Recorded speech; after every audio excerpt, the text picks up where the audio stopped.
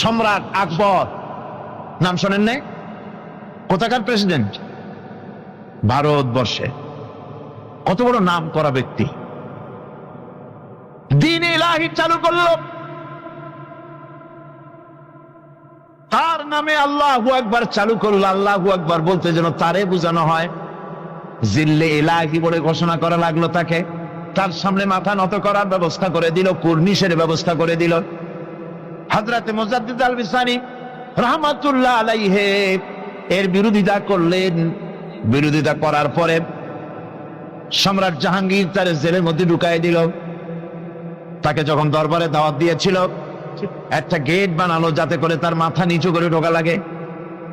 আল্লাহর মাহবুব বান্দা মুজাদ্দিদ আল বিসানি রাহমাতুল্লাহ আলাইহি তিনি মনে করলেন এখানে গেটটা নিচু করা হয়েছে যাতে করে আমি মাথা নিচু করে ঢুকি, আর এটাই সে কুর্নিশ হিসাবে ধরে নেবে। তিনি মাথা নিচু করলেন না। মর্দে মুজাহিদ বাদশার দরবারে নিজের বাম পাখানা আগে ঢুকাইয়া দিলেন। এই অপরাধে তাকে কারারুদ্ধ করা হলো। জেলখানার ভিতরে তিনি আছেন।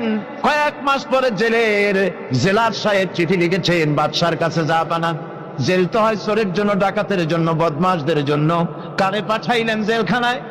মুজাদ্দিদ আল বিসানি নামক যে ব্যক্তিকে জেলে পাঠিয়েছেন, তিনি আসার পরেই কয়েক মাসে আমার জেলের মধ্যে চোর আর ডাকাত যা ছিল সব আল্লাহর ওলিতে পরিণত হয়ে গেছে। সম্রাট আকবর সেকেন্দ্রায় তার কবর রয়েছে, কেউ জিয়ারত করতে যায় না। মুজাদ্দিদ আল বিসানি রাহমাতুল্লাহ আলাইহি হযরতে খাজা মুঈনুদ্দিন চিশতি রাহমাতুল্লাহ আলাইহির দরবারে আজও হাজার হাজার মানুষ কবরের কাছে জিয়ারত করতে যায়। দিনদার ইমানদার সৎকর্মশীল হলে আল্লাহ পাক তার মহব্বত মানুষের দিলের মধ্যে পয়দা করে দেন।